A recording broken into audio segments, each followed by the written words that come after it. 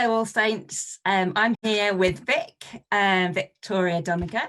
Some of you might recognise Vic's wonderful smiling face from welcoming you at Cornerstone service. That's where you may have come across her.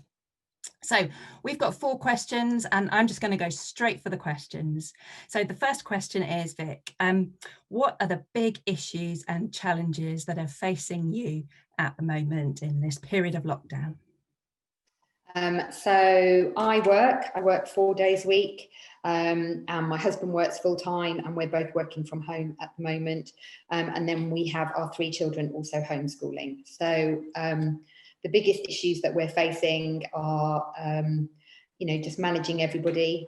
Although my children go to a school that have been brilliant in sending lots of lessons and things home, they still need help with that. They need help when the printer doesn't work, when they don't understand a question, when they perhaps haven't got the right printouts or they haven't got the right books, and just generally helping them to keep motivated. They're sat in front of a computer screen for hours at a time, which is so unusual for kids, just trying to keep them engaged.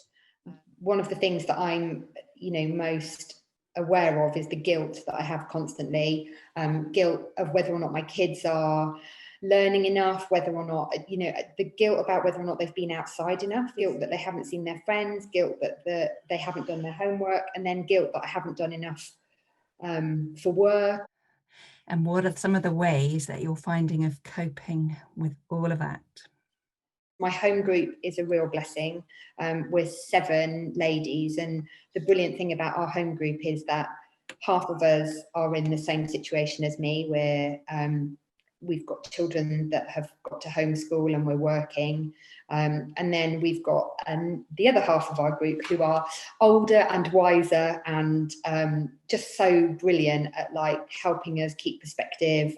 Praise God for your home group, hey? Oh, it's the best home group. And what are you learning in your relationship with God? I find that he's really speaking to me at the moment through the situation that we're in. The job that I'm doing at the moment, I only started at the beginning of November, and the job kind of fell into my lap. I really felt like he put me there, and that I've said a number of times since I started that I feel like this is his plan and that he wants me to be there. So I am really learning to trust him, to really know that this is where he wants me to be, and that this is the situation that we're in, and to know that he's not going to break me under all of the pressures that we've got at the moment. So yeah, to trust in him, and to really pray for love and kindness across the whole family and in all of our situations. So one last question, how can we as a church family be praying for you and for the many others in your situation?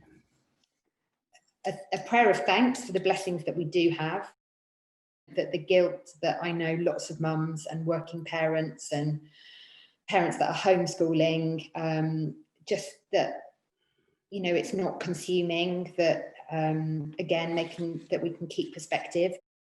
So I would really appreciate prayers of blessings over those houses where they're having to operate as homes and offices and schools.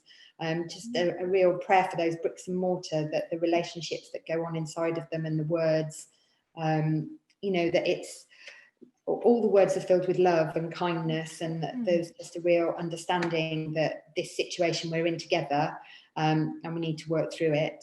So yeah, compassion, kindness.